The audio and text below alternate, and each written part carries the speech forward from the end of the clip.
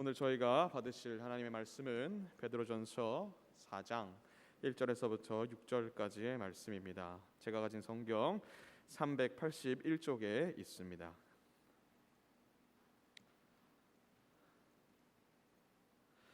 그리스도께서 이미 육체의 고난을 받으셨으니 너희도 같은 마음으로 갑옷을 삼으라.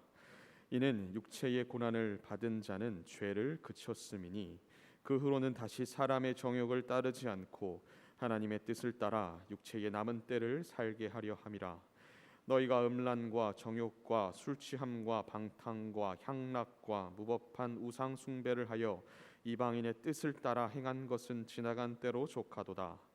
이러므로 너희가 그들과 함께 그런 극한 방탕의 다름질을 하지 아니하는 것을 그들이 이상히 여겨 비방하나 그들이 산 자와 죽은 자를 심판하기로 예비하신 이에게 사실대로 고하리라.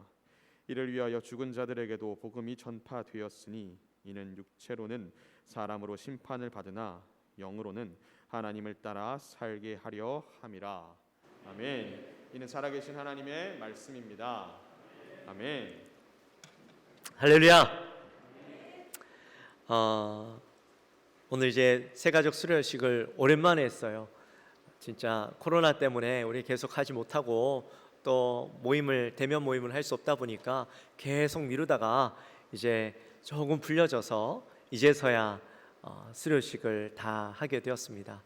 얼마나 감사한지 모릅니다. 그래도 그동안 우리 성도님들이 잘 정착해서 교회에서 이런 수료식까지 할 수 있으면 너무 감사하고, 어려운 가운데 또 우리 교회 오셔서 또 잘 정착해 주시면 너무 감사드립니다. 처음에 교회 오시면 물론 이전에 열심히 사역하셨던 분들도 있지만 또 교회 오셔서 적응하는데 참 어렵습니다. 그래서 6주간의 그 과정 동안 우리가 함께 말씀을 나누고 우리의 신앙을 다시 점검하고, 특히나 요즘에 워낙 이단들이 많고 그 이단들이 교회에 많이 들어오잖아요. 그래서 우리가 이분들을 좀 걸러내고 정말 하나님의 실신한 일꾼들로, 또 참된 믿음을 가진 사람들로 훈련하고, 또 영광교회에서 영광교회가 어떤 교회인지 또 그분들의 신앙을 다시 점검함으로 다시 신앙을 세워가는 매우 중요한 이 새신자 교육입니다. 여러분, 이 일들에 많이 좀 동참해 주시고, 또 어제 우리 사역 컨퍼런스 하는데 우리 새신자 위원장님께서 그러시더라고요. 많은 우리 도우미들이 필요하다고. 여러분 꼭 함께 동참해 주셨으면 좋겠습니다. 그리고 원래는 우리 교회 오시면 6주 과정을 마치고 이제 6개월이 지나야 다른 사역에 들어가실 수가 있습니다. 근데 물론 그 전에 또 어떤 사정에 의해서 또 들어갈 수는 있지만, 혹시라도 우리 성도님들이 잘 모르시는 분들도 계셔서 막 왔으니까, 좋은 입고 왔으니까 그냥 그대로 막 어디에 넣어야 된다, 아니에요. 일단은 처음에는 오셔서 적응하시고 또 잘 하실 수 있도록 그렇게 만들어 드리고 난 뒤에 또 섬길 수 있도록 해야 됩니다. 어차피 일하셔야 됩니다. 우리 교회 일꾼이 많아져야 됩니다. 그러니까 꼭 이 일들을 기억하셔서 혹시라도 일단 6주 교육 이수하시고 이렇게 들어가실 수 있도록 좀 인도해 주시면 좋겠습니다. 하여튼 너무 감사하고 우리 영광교회 등록해 주셔서 감사합니다. 또 광고하도록 합니다. 우리 오늘이 세례교인 헌금하는 날입니다. 총회에서 1년에 한 번 우리 모든 세례교인, 유아세례는 입교한 이후에, 세례교인이라고 하면 이제 성인을 이야기합니다. 성인이 되고 그러니까 유아세례하는 입교한 분, 또 아니면 이후에 세례 받으신 분들, 그분들은 우리 총회에 다 여러분들의 이름이 등록되어 있습니다. 그러므로 여러분들은 영광교회 교인이면서 우리 대한예수교 장로회 합동 측 성도님들이시기도 합니다. 그래서 여러분들이 1년에 그 성도로서 10,000원씩 우리가 총회 헌금을 하거든요. 세례교인 헌금을. 이런 총회 귀한 일들 가운데, 사역 가운데 쓰여집니다. 여러분 꼭 기억하셔서, 혹시 오늘 준비하지 못하셨더라도 우리 등록교인들, 세례교인들께서는 꼭 여러분들 이 헌금을 해주시면 좋겠습니다. 또 오늘부터 우리가 3주 동안 십시일반을 합니다. 연말이 되면 우리가 참 주위에 돌보아야 될 분들이 많죠. 특히 작년에 우리가 일 처음 시작했는데 미자립 교회와 또 환우, 또 소외된 이웃들을 우리 돕는 일을 했습니다. 이 일들을 하면서 우리가 얼마나 큰 은혜를 받았는지 모릅니다. 큰 금액은 아니었지만 우리가 할 수 있는 그 선에서 우리가 열심히 섬겼고, 그로 인해서 아름다운 결실도 맺혀졌고, 올해도 우리가 일들을 했으면 좋겠다라는 마음으로 일들을 섬깁니다. 여러분, 우리가 400만 원 목표로 해서 일들을 하는데, 여러분 꼭 기억하셔서 여러분들이 하실 수 있는 만큼 이웃들과 또 환우들과 또 미자립 교회를 돕는 일에 동참해 주셨으면 좋겠습니다. 우리 지난번에도 정말 하나님의 놀라운 은혜로 다 채워졌어요. 이번에도 우리가 사랑의 마음으로 함께 섬겨 주셨으면 좋겠습니다. 특별히 지금 제가 이야기를 들으니까요, 작년보다 올해가 더 어렵답니다. 작년에는 그래도 교회가 어떻게 버텼는데, 제가 노회 갔는데 노회 목사님들이 미자립 교회들은 작년보다 더 어렵고 월세 내기도 어렵고 성도님들이 못 오고 다 비대면으로 하니까 헌금이 없는 거예요. 그래서 교회가 뭐 사례도 못 받고 월세도 못 내는 상황 가운데 있는 교회가 더 많다라는 이야기를 들었습니다. 그래서 올해는 우리가 꼭 더 해야 되겠다, 그 마음을 가지고 일들을 준비했습니다. 여러분 꼭 어려우시겠지만, 여러분들도 어렵죠. 그렇지만 우리가 사랑의 마음으로 함께 힘을 합력하여서 우리가 선한 일들을 감당했으면 좋겠습니다. 또 우리가 뉴미라클도 이제 3주 앞으로 돌아왔습니다. 우리 지난 다니엘까지 우리가 계속 좋은 모습을 보였지만 그것으로 끝난 게 아닙니다. 우리의 기도는 끊임없습니다. 여기 보시는 것처럼 기도의 기적, 회복의 은혜. 우리가 올해 주제가 회복하라 하잖아요. 우리가 코로나로 잃어버렸던 믿음, 신앙, 또 기도의 능력들, 우리가 열심으로 기도해서 회복하고 그것들을 함께 나누는 시간입니다. 여러분 꼭 기억하셔서 수요일 수요예배 마치고 또 기도회가 있습니다. 여러분 꼭 기도해 주시고 새벽마다 나오셔서 기도해 주시고, 여러분들이 가지고 계신 기도 제목, 아직 응답받지 못한 기도 제목, 이 기회를 통해서 꼭 응답받았으면 좋겠습니다. 여러분 기도하는 일에 함께 협력해 주시기를 부탁드립니다. 그리고 오늘 나가실 때에 떡이 있을 겁니다. 이 떡이 웬 떡인가?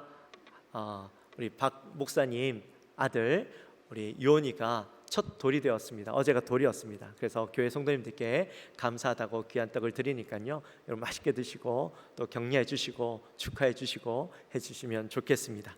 우리 옆에 분들과 함께 인사할까요? 기적이 일어납니다.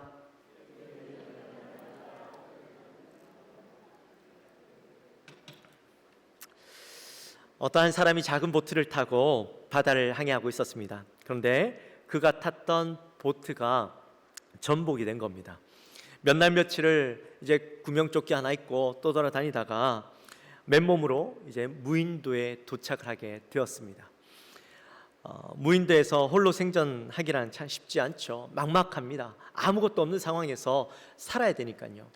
그가 막막한 그 상황 가운데 여기저기서 나무들을 모아서 움막을 짓습니다. 사람을 살려면 일단 비는 피하고 또 태양은 피해야 되니까 움막을 짓고 거기에서 이제 나무들을 주워다가 나무와 나무를 비벼서 불을 피우기 시작했습니다. 그리고 이제 먹고 살기 위해서 먹을 것을 구해야 되겠죠.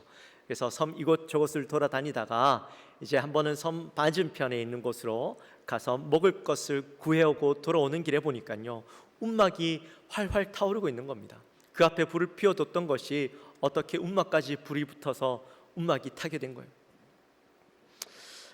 불타는 움막을 바라보면서 너무나도 절망한 나머지 하나님을 원망하고 모든 것을 포기한 사람처럼 그 자리에 들어 누워 버렸습니다.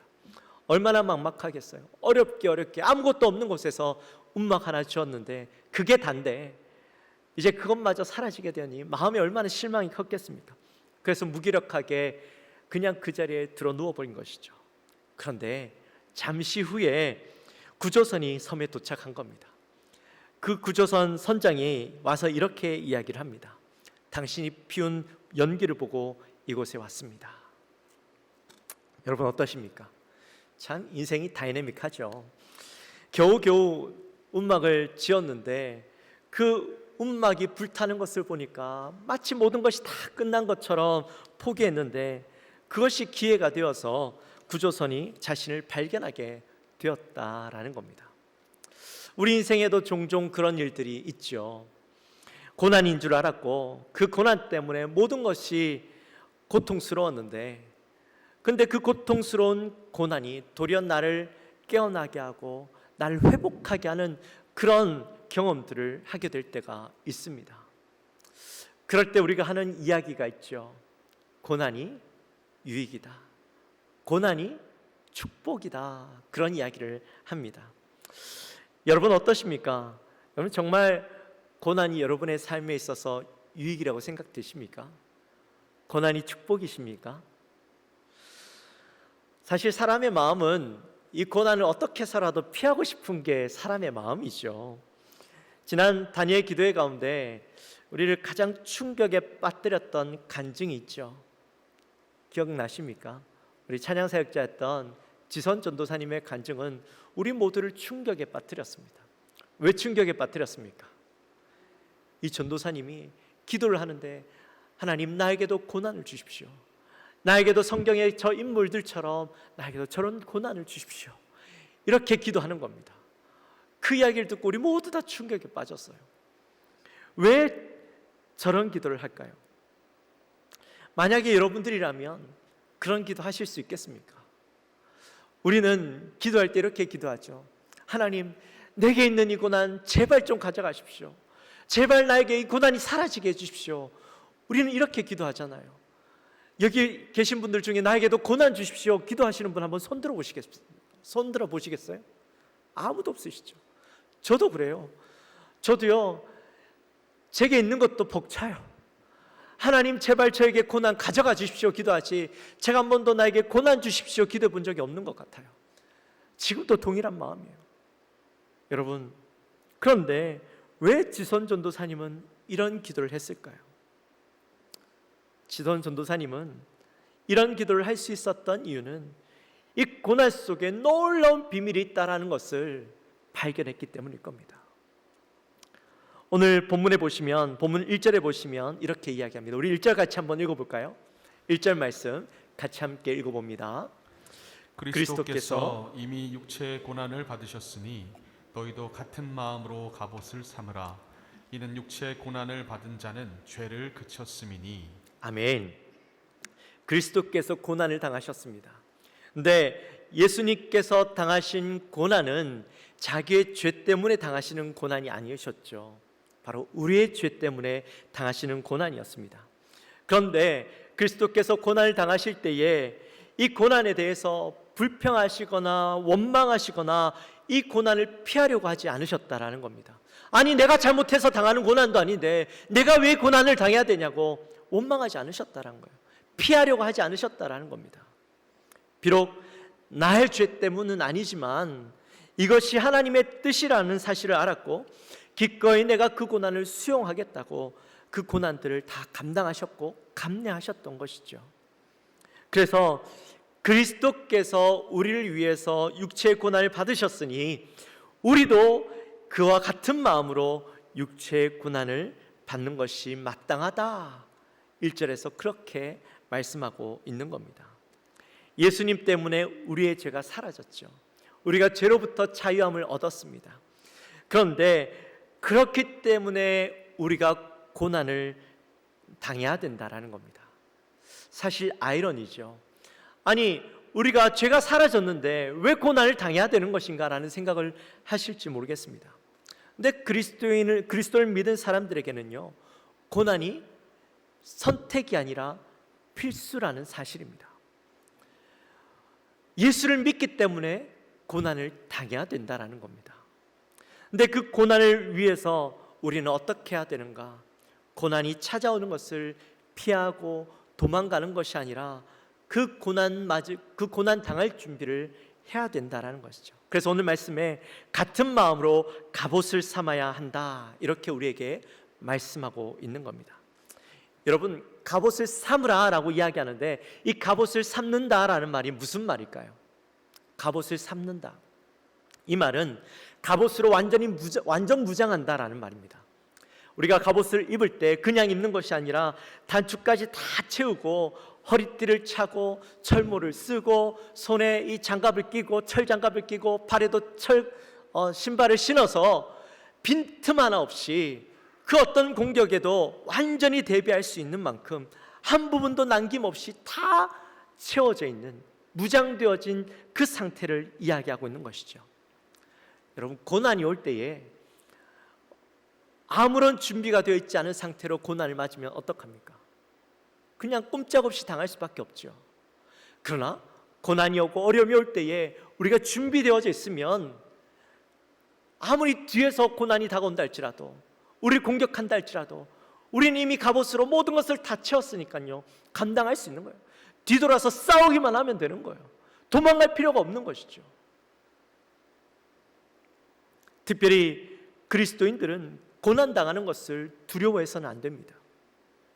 도리어 고난을 통해서 우리가 하나님을 얼마나 하나님이 기뻐하시는 삶을 살게 될 것인가에 대한 기대가 있어야 된다는 거예요. 고난을 통해서 우리가 얼마나 하나님이 기뻐하시는 삶을 살 수 있을까? 그 기대가 우리 안에 있어야 된다는 거예요. 위대한 철학자 플라톤이 이런 이야기를 했습니다. 인간의 위대한 존엄성은 절망 속에서 빛이 난다. 빛을 발한다. 고난을 겪을 때 그 고난으로 사람은 성숙하게 됩니다. 그리고 고난을 많이 겪은 사람일수록 그 고난은 이 사람을 더욱더 성숙하게 하고 어떠한 문제가 그들 앞에 닥치든지 그 고난을 헤쳐나갈 수 있는 힘이 생기게 되죠. 성경에도 보면 고난을 참 많이 겪었던 사람이 나옵니다. 바로 다윗이죠. 많은 사람들이 고난을 많이 겪었지만 특별히 대표적으로 고난을 많이 겪은 사람이라고 한다면 아마 다윗을 들 수 있을 겁니다. 여러분, 다윗이 어땠습니까? 그 인생 가운데 정말 고통스러운 시간들이 너무 많았죠. 사울 때문에 도망다니고, 압살롬 때문에 도망다니고, 아비멜렉 때문에 피해 숨어 있어야 했고, 블레셋에 붙잡혀서 목숨을 잃을 뻔했던 그 인생 가운데 얼마나 처절한 그 시간들을 보냈습니까? 그런데 그러한 고난의 시간들이 다윗에게 있어서 무의미한 시간이었나요? 아니죠. 그 고난은 자신을 하나님 앞에 철저하게 내려놓는 그런 훈련을 하게 했던 시간들이었습니다. 하나님 앞에 이 고난을 놓고 하나님을 깊이 묵상하고 또 그 깊은 묵상을 통해서 시편의 3분의 2가 거의 다윗의 시지 않습니까? 그가 그런 시를 쓸 수 있었던 것, 주옥 같은 시를 쓰게 되었던 것은 바로 철저하게 고통 가운데 하나님을 생각하고 하나님을 묵상할 수 있었기 때문에 그가 그런 시를 쓰게 되었던 것이죠. 그래서 시편 119편 71절 말씀에 보면 이렇게 그가 고백합니다. 고난당한 것이 내게 유익이라. 이로 말미암아 내가 주의 율례들을 배우게 되었나이다. 지선 전도사님이 성경의 인물들을 통해서 고난당하는 것이 결코 그에게 있어서 불행이 아니다. 도리어 그 시간들은 하나님을 깊이 경험하고 깊이 사랑하게 되어지고 더욱 성숙되어져 가는 기회라는 것을 깨닫고 하나님 나에게도 고난을 주십시오. 나도 저런 인물처럼 저런 성경에 나오는 인물들처럼 위대한 인물들처럼 나도 그 신앙을 소유하고 싶습니다. 하나님을 경험하고 싶습니다. 그 마음으로 나에게 고난을 주십시오라고 고백했던 거죠. 그랬더니 진짜 그 삶에 엄청난 고난이 다가왔죠. 아들이 이 화상을 입어서 전신에 화상을 입어서 죽을 위기 가운데 놓여 있었습니다. 근데 정말 기적 같은 일로 그 아들이 살아나고 회복되어지는 것들을 우리가 다 듣지 않았어요? 여러분, 지선 전도사님이 그 기도를 통해서 고난이 왔지만 절망하고 힘들었던 것이 아니라 그 가운데 더욱더 하나님을 바라보고 하나님 앞에 기도하고 또한 하나님의 일하심을 기대하고 살았더니 그가요 정말 놀라운 신앙을 가지게 되고 그가 찬양하는 그 찬양이 우리의 마음을 감동시키고 우리가 그 찬양에 정말 깊이 빠질 수밖에 없는 것 아니겠습니까? 강주민 목사님의 글 중에 이런 글이 있습니다. 나물 가운데 쓴 나물이 있다. 쓴 나물에 쓴맛이 없어서는 안 되는 맛이다. 단맛 좋은 맛이 아니다. 쓴맛도 좋은 맛이다. 쓴 나물은 오래 씹을수록 깊은 맛이 난다. 단 것은 음미할 필요가 없다. 그런데 쓴 것은 오래 음미할수록 깊은 맛이 난다. 인생의 맛을 아는 사람은 쓴 나물과 같은 고통의 맛을 아는 사람이다. 고통은 쓰다.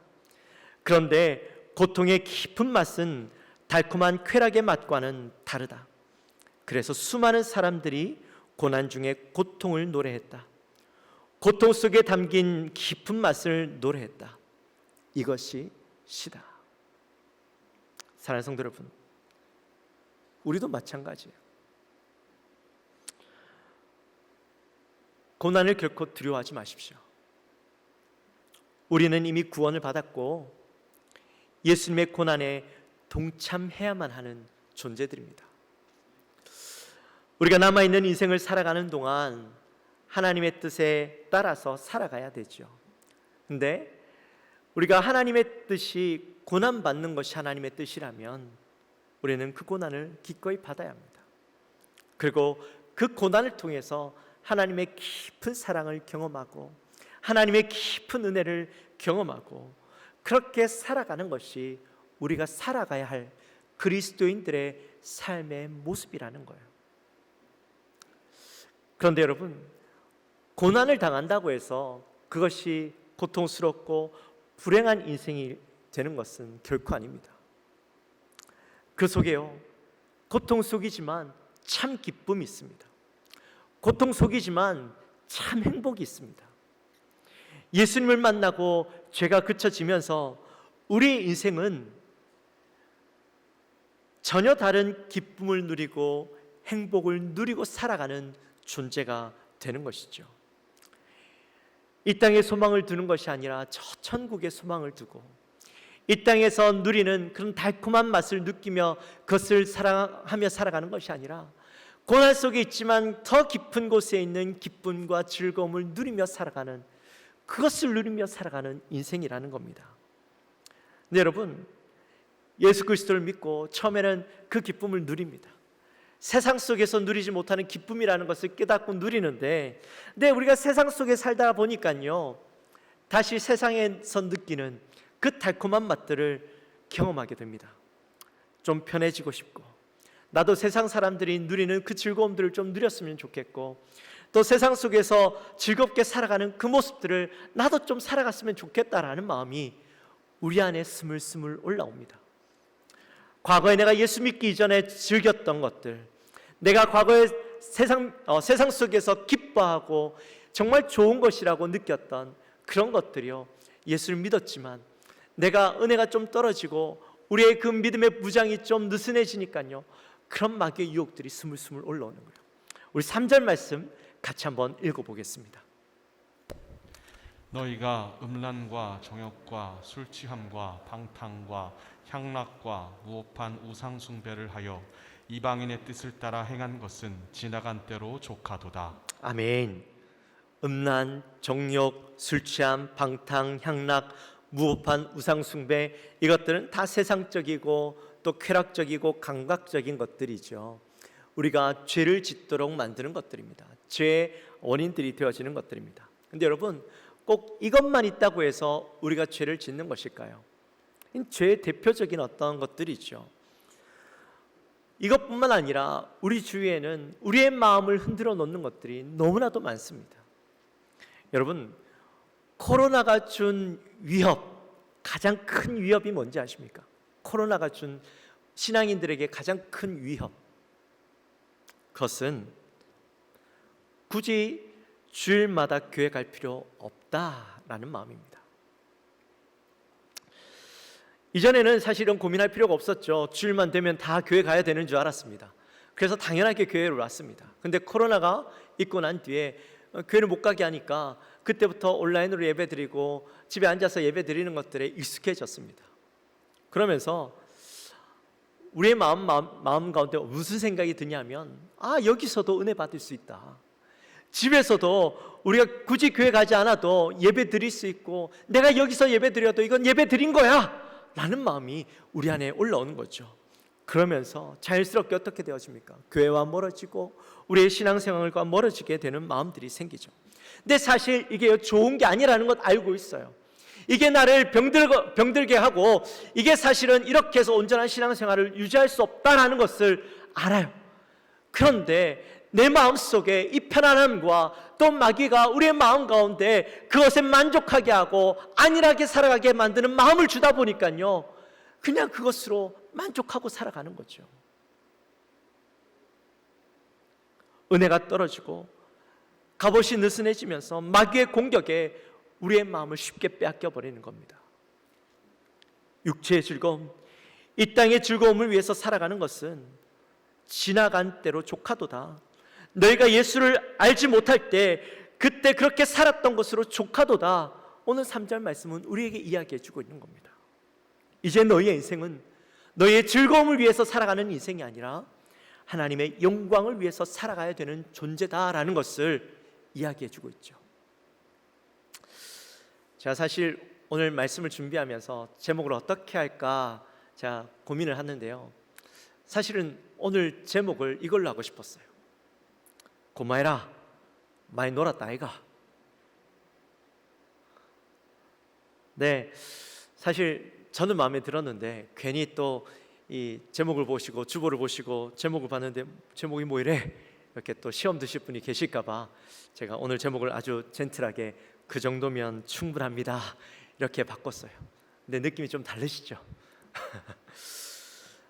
사실 세상적인 쾌락과 즐거움을 위해서 우리가 살 만큼 살았으니까 이제 그만큼 하면 됐다라는 거예요. 사실 우리는 예수님을 만나고 더 깊은 즐거움을 맛봤어요. 더 깊은 행복을 맛봤어요. 진짜 좋은 게 뭔지 누렸어요. 알았어요. 그런데 그 기쁨은 잊어버리고 다시 과거의 그 단맛, 금방 입으로 느껴질 수 있는 그 단맛을 위해서 다시 그것을 위해서 돌아가려고 하는 마음들이 우리 안에 있다라는 겁니다. 이제 우리는 그런 단맛을 위해서 살아가는 인생이 아니라 더 깊은 즐거움, 더 깊은 행복을 위해서 첫 천국에서 누려질 그것들을 바라보며 나가는 인생이라는 것을 우리가 깨달아야 하는 것이죠. 물론 우리 안에 두려움이 있을 수 있습니다. 내가 예수를 믿고 변화되는 것 좋아. 하지만 내가 이 땅을 살아가야 되는데 내가 그렇게 살아가면 내 친구들, 내 주위에 있는 사람들, 내 직장 동료들, 내 가족들 그들이 나를 향하여서 비난하지 않을까 두려운 마음이 생깁니다. 내가 변하면 야, 너 옛날에 그러지 않았잖아. 아니, 술 잘 먹던 사람이 왜 그렇게 변했어? 그렇게 노는 거 좋아하던 사람이 왜 그렇게 변했어? 너 돌았니? 이렇게 이야기하면 내가 어떻게 이 땅을 살아가지? 그 마음이 들 수 있다라는 거예요. 너 예수에 미쳤어? 이런 얘기 들으면 왠지 내 마음에 불편한 마음이 들 것 같은 거예요. 그래서 내가 세상 사람들을 생각하다 보니까 내가 가야 할 분명한 목표는 이건데 자꾸 내 마음이 거기에 신경 쓰게 되고 내가 거기에 마음을 빼앗기게 되어지는 겁니다. 여러분, 오늘 5절 말씀에 보면 매우 중요한 이야기를 합니다. 우리 5절 말씀 같이 한번 읽어보겠습니다. 그들이 산자와 죽은 자를 심판하기로 예비하신 이에게 사실대로 고하리라. 여러분, 이 땅에 있는 모든 사람들은 언젠가는 반드시 예수님이 재림하시면 그 앞에 서게 되어 있습니다. 그리고 모든 사람들은 그 앞에서 자기의 인생을 고하고 자기의 입으로 자기의 죄를 시인하게 되어집니다. 그리고 예수님 앞에서 자기의 그 죄에 따라서 심판을 받게 되죠. 세상 사람들은 그렇게 살아가게 되어 있습니다. 근데 우리는 어떻습니까? 우리는 예수님 앞에 그렇게 지난 죄들을 고백하고 심판받는 인생이 아니죠. 주님 앞에 섰을 때에 우리는 칭찬과 명성을 받는 자들입니다. 그러므로 애초부터 다른 인생을 살아가는 우리가 그 세상 사람들의 그 방향 때문에 우리가 정말 살아가야 하고 우리가 얻게 될 그 명성을 포기하고 살아가는 인생이 되어서는 안 된다라는 거죠. 우리 사랑하는 영광교회 모든 성도님들은 정말 우리가 나중에 얻게 되어질 그 영광을 바라보며 예수 그리스도로 인하여서 얻었던 누렸던 그 깊은 사랑과 기쁨과 은혜를 바라보며 살아가게 되시기를 주님의 이름으로 축원합니다. 오늘 우리가 본문을 읽다 보면 우리를 깊은 혼란 속에 빠뜨리는 구절이 나오죠. 바로 6절 말씀입니다. 우리 6절 말씀 한번 같이 읽어볼까요? 이를 위하여 죽은 자들에게도 복음이 전파되었으니 이는 육체로는 사람으로 심판을 받으나 영으로는 하나님을 따라 살게 하려 함이라. 아멘. 여러분 기억하십니까? 지난 베드로전서 3장 19절 말씀을 할 때 난해 구절이다 그렇게 말씀을 드렸죠. 난해 구절. 근데 오늘 이 말씀도 사실은 난해 구절입니다. 근데 이 말씀을 읽고 사람들이 이렇게 이야기합니다. 목사님 이거 보셔요. 지난 3장 19절에서 예수님이 지옥에 가셔서 선포했다라는 거, 복음을 선포한 거 아닙니까? 그러니까 지옥에 죽은 자들도 복음을 선포되었다라고 여기 적혀 있으니까 사실 그 말씀이 아닙니까? 그렇게 말씀하실지도 모르겠어요. 사실 신학자들도 이 말씀을 놓고 고민했었습니다. 근데 여러분, 이 죽은 자가 누구냐에 따라서 이 말씀은 완전히 바뀌어지게 됩니다. 유명한 신학자인 바클레이가요, 여기에 나오는 죽은 자가 누구인가 이 세 부분으로 나눴습니다. 세 부류로 나눴어요. 먼저는 죽은 사람이 아니라 죽음에 이르게 하는 죄의 권세 아래에 있는 사람들이다. 두 번째는 죽기 전에 복음을 들었지만 예수님 재림하기 전에 죽었던 사람들이다.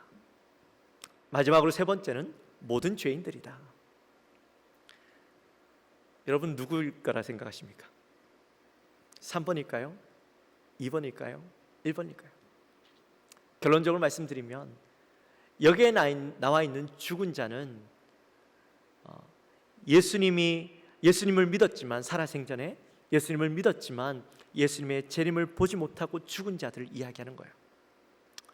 왜 그러냐면 이 시대에는 사람들이 예수님이 곧 재림하실 줄 알았어요. 금방 오실 줄 알았어요.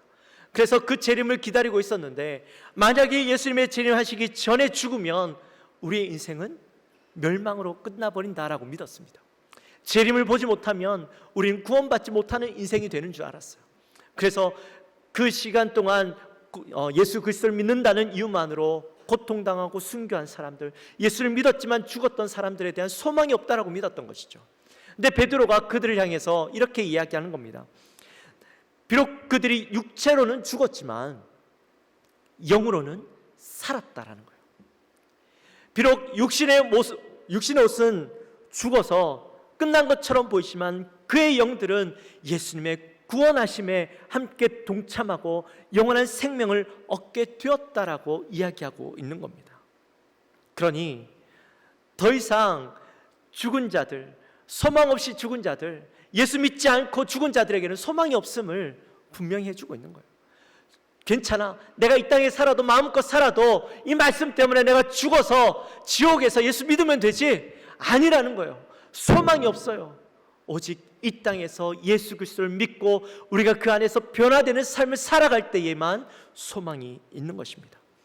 그러니 우리는 더 이상 과거의 삶들, 세상의 쾌락과 즐거움을 얻기 위해서 달려가는 삶이 아니라 세상 사람들을 신경 쓰며 살아가는 삶이 아니라 오직 그 죄를 그치고 하나님의 영광만 바라보며 나가는 삶이 되어야 한다라는 겁니다. 이제 말씀을 마칩니다.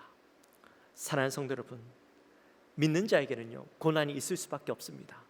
세상 사람들과 다른 삶을 살아가기 때문에 우리에게 고난이 있는데 기꺼이 우리는 그 고난 당할 것을 준비해야만 합니다. 영적 갑옷을 입고 마음에 단단히 준비하고 늘 무장하고 있어서 마귀가 언제라도 우리를 공격할 때에 빈틈없이 우리를 공격하면 맞서 싸울 수 있는 준비가 되어 있어야 합니다. 그리고 우리는 새로운 삶을 살게 된 자라는 사실을 꼭 기억해야 합니다. 세상이 주는 즐거움보다 우리가 예수 그리스도를 통하여 비록 고난이 있지만 어려움이 있지만 그 속에서 예수님 때문에 고난당하지만 그 속에서 누릴 수 있는 더 깊은 즐거움, 더 깊은 행복, 참된 소망을 우리가 그곳에서 맛봐야만 하는 것입니다. 우리 영광교회 모든 성도님들은 더 높은 차원의 즐거움과 기쁨과 영광을 누리며 살아가는 성도님들이 되어주시기를 주님의 이름으로 축원합니다. 우리 시간 함께 찬양합시다.